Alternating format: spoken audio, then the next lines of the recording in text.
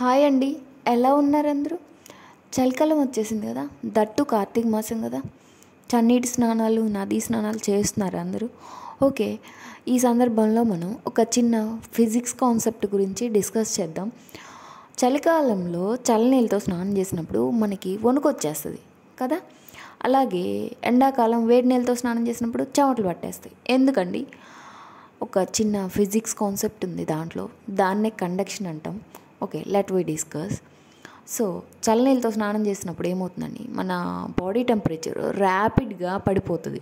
So అందువల్ల మన brain signal ఇచ్చేస్తుంది, మజిల్స్ కాంట్రాక్ట్ అవుతాయి హీట్ ప్రొడ్యూస్ చేయడానికి. ఓకే, బాడీ హీట్ మెయింటైన్ చేయడానికి. సో అందుకనే మనం వణుకుతాం.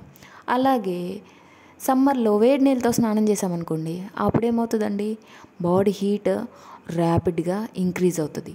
ఆల్రెడీ వెదర్ హీట్గా ఉంటుంది కదండి. సో అందువల్ల మనకి చెమటలు పట్టేస్తాయి. సో ఈ కాంటెక్స్ట్లో ఉన్న సింపుల్ ఫిజిక్స్ ఏంటండి? Heat conduction.